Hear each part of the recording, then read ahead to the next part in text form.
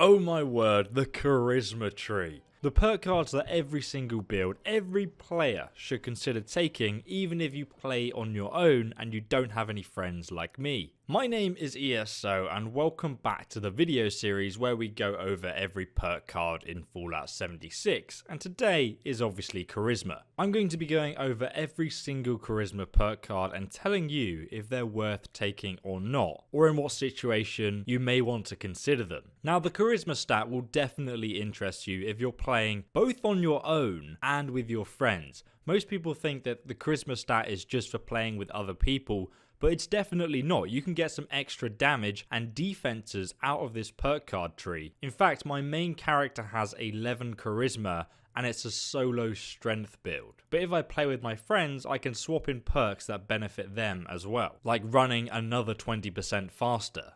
Now for those of you that don't know, a high charisma allows you to share higher point perk cards with your teammates. That also means you get higher rewards from group missions and events, and it even affects prices when you barter, so you can actually get rare weapon plans and crafting plans cheaper from vendors.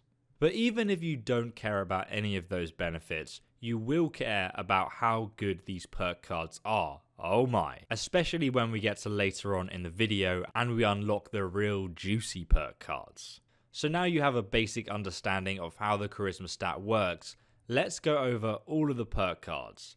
I'm going to go over them in order that you unlock them while leveling, just so it's really easy for you to follow while you're playing. I've also put timestamps below for each perk card, so favourite this video and you can use it as a reference in the future.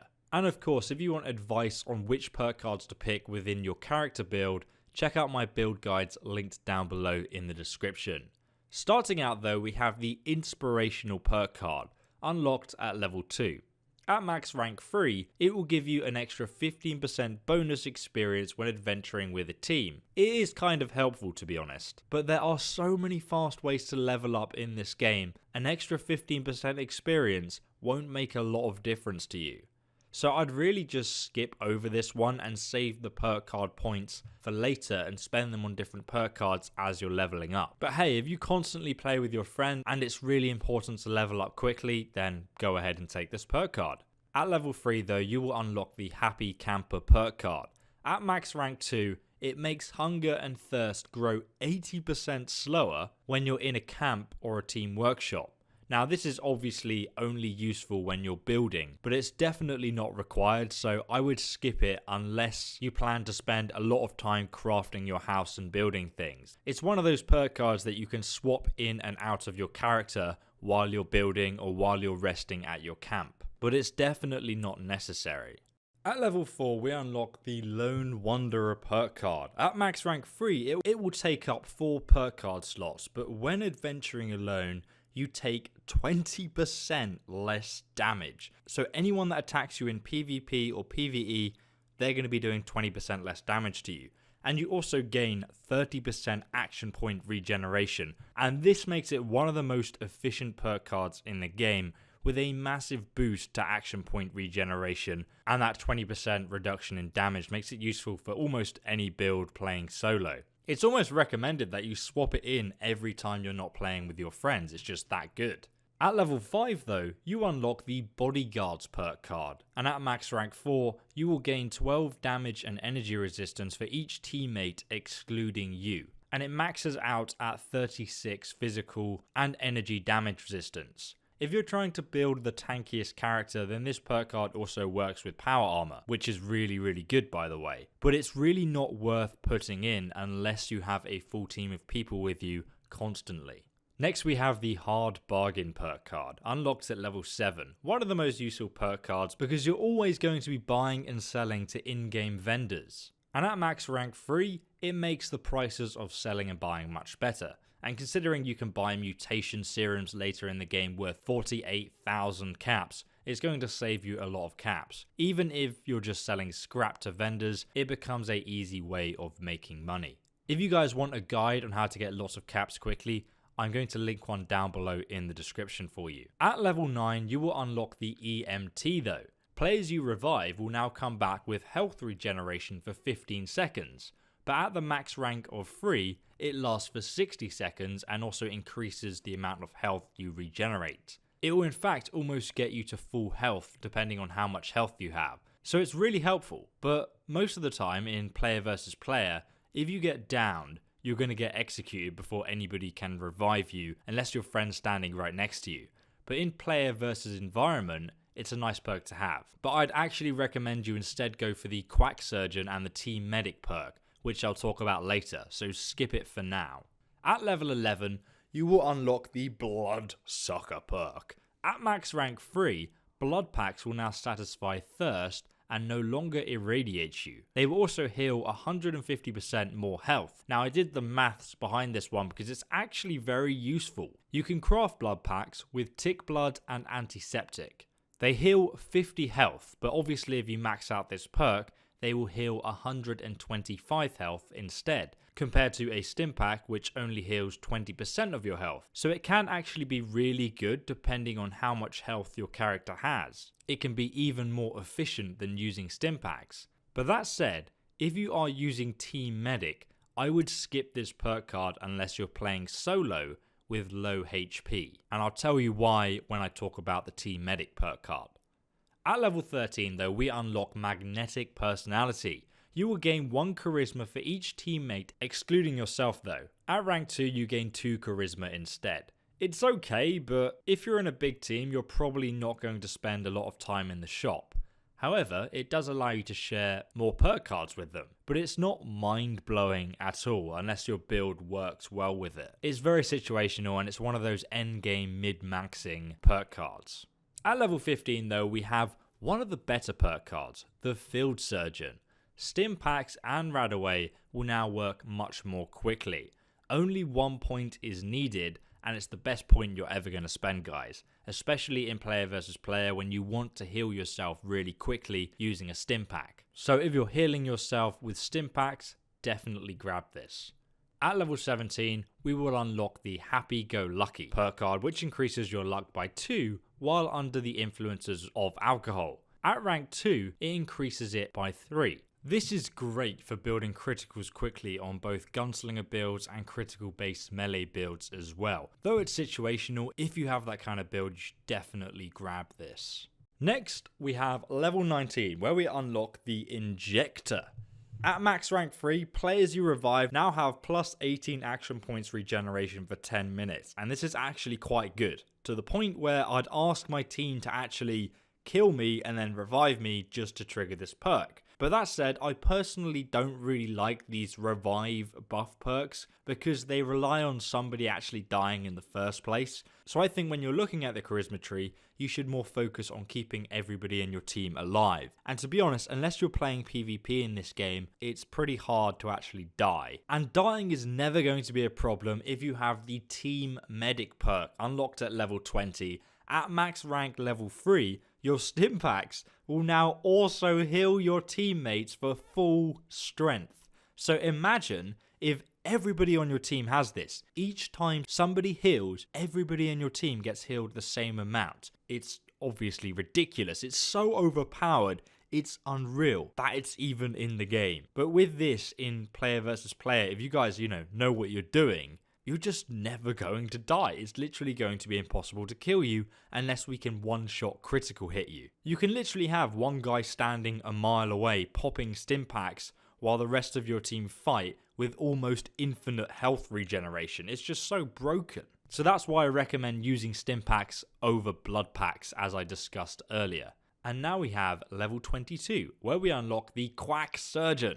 This only costs 1 perk point, and oh my god, it's just such a fun concept. It lets you revive other players with liquor. It's so good, definitely pick this one up, my god. Now you don't need to use a whole stim pack up when you revive someone, you can just give them a beer. It's so cheap and it only has 1 weight, and you can literally find alcoholic beverages all over the game, they're so common. At level 24, you unlock Party Boy, which at max rank 2 will triple the effectiveness of alcohol. So now when you drink, you get plus 3 strength, or plus 6 if it's whiskey, which is really overpowered if you're playing a melee character, or if you just want to carry a lot of extra weight. Next at level 26 though, you unlock the Travel Agent perk. For only one perk card slot, you pay 30% fewer caps when fast traveling.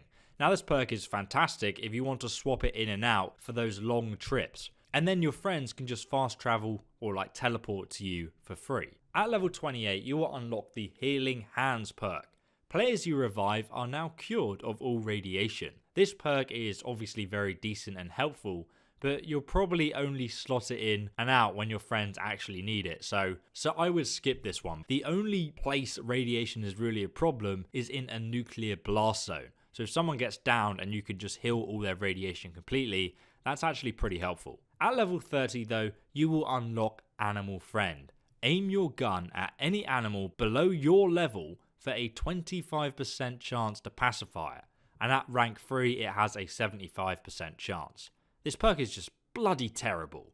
It's literally completely useless. There is never going to be a time when you want to pacify an animal below your level. So it literally just stands there and stares at you. It doesn't even become your follower. I mean, it could have been so much cooler. They could have made the animal into your follower so it actually attacks people as you are wandering the wasteland with this dog, cat, or ragstag or whatever. It's just such a disappointment, this perk though. At level 32, you will unlock the perk Overly Generous. At rank 2, it gives you a chance to inflict 50 radiation with melee attacks. Honestly, this actually works really well with a fast attacking weapon because you're doing damage and you also fill up their health bar with radiation, which makes them die. I'm just trying to figure out the best way of utilizing this perk card fully. So check out my build linked below in the description and subscribe and press that bell icon as well, and then YouTube will let you know as soon as I make a build guide based on this perk because I think it's actually a really interesting one, but I've not fully tested it. At level 34 though, we unlocked the Epidemic. Now at rank 2, your disease cure will always cure a disease from a nearby teammate as well. Again, it's nice but it's not necessary. It's just about being helpful to the team really, and you can swap this perk in if your friend has a disease and you can cure your own disease and theirs at the same time. It's not often that you both catch a disease at once. At level 37 though, we unlock the Squad Maneuvers perk. At rank 2, it makes you sprint 20% faster when you're part of a team. This is so good! Personally, on a melee build, I absolutely love this perk to bits. Even if you're a solo player PvPing, you can just group with a friend to activate this perk. Super speed, guys. It's so good. I absolutely adore anything that makes me move faster. It's also really helpful if you're against a melee character as well, and very annoying. Please stop that.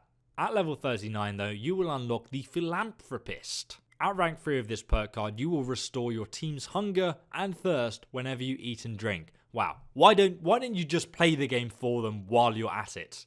Again, this perk is super efficient and helpful. It's annoying you don't really get rewarded for doing this with experience or anything though. And sadly, none of the buffs from the food that you eat actually transfer to your team. Otherwise, this perk card would actually be good. But to be honest, I don't think it's worth it. Next, at level 40 though, we have a very overpowered perk card, which we unlock called Suppressor. Everybody should have this, even if you're playing solo. Reduce your target's output damage by 30% at rank 3 for 2 seconds after you attack. This is amazing with most any build in the game, but especially melee builds and fast firing weapons like miniguns, which obviously use up a lot of ammos, submachine guns or flamers especially.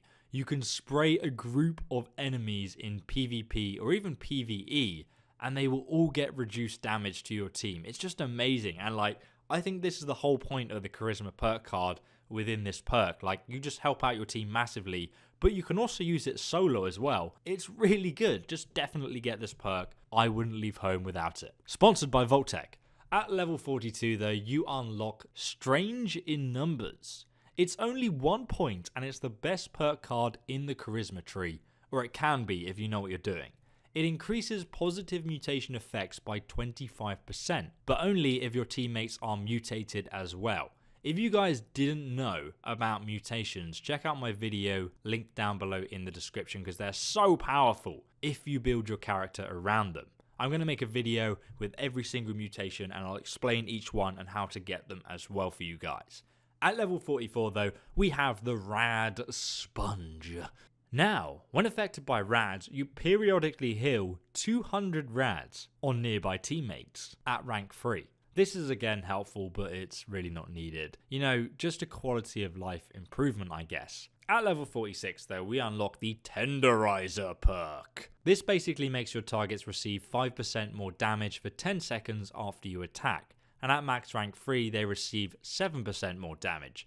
Again, if you're using a flamer or grenades that can hit a lot of people at once, this is a great way of tagging an enemy team or monster so your whole team can then put it down really quickly. You can also trigger this perk yourself, so it's actually good for a solo player as well. If you hit somebody in melee, the next attack does 7% more damage. It works well, but to be honest, if you look at the other perks like the Bloody Mess perk in the luck tree, that gives you 15% more damage constantly. The only reason this perk would be better is if you're in a full team and everybody is attacking one target that you have attacked. And I haven't tested if it actually stacks if everyone's attacking the same target, but that would be quite good if it did. At level 48 though, you unlock the Friendly Fire perk. At max rank 3, teammates hit by your flame weapons regenerate more health. Molotovs do not activate this though. This perk though still is insanely good. You can now pick up a flamer, you can spin around in circles with no idea what you're doing, hitting friends, enemies and suppressing, tenderizing your foes, but also healing your friends at the same time. It's a beautiful thing, guys. And it's definitely one of the better perks in the game, and there's actually a weapon that just works amazingly well with it. Check out my weapon location guide down below in the description to find that. Finally, at level 50, you unlock the Wasteland Whisperer. This is the exact same as Animal Friend, but you can now pacify creatures instead of just animals. But again, it's pretty much pointless. It's boring. Just kill it and eat it. Stop playing with your food, man. For the exact same reasons I mentioned above. Why can't Bethesda do something cool with this perk and let me have a pet Deathclaw, for God's sake? So that's it for the Charisma perk cards, and I think the Charisma tree really has the most synergy with all the other special stats in Fallout 76, and you should always bear this tree in mind when you're creating a character build. You should always go back to this and think, can the Charisma tree help me with what I'm trying to do here? If you want some example builds though, check out my playlist linked below. I've got so many ideas and not enough time in the day to create them all. And I would again like to say thank you to my girlfriend for editing these videos and helping me get them out day by day to you guys, because they've got a lot of information in. I put a lot of research into these, and I've obviously got so many hours in the game now, so I understand how it works and how these perks function together. So, you know, when you come and watch these video guys, you can expect an informed opinion about these perks and not just someone going, "Dup, this increases the damage, and I'm going to take 5 minutes to tell you that." So hopefully you find these videos concise and to the point. Let me know if you got any feedback in the comment section and I'll try and improve them. But thanks for watching, guys. I'll see you in the next video. Goodbye. And subscribe. Whoa, yes, please.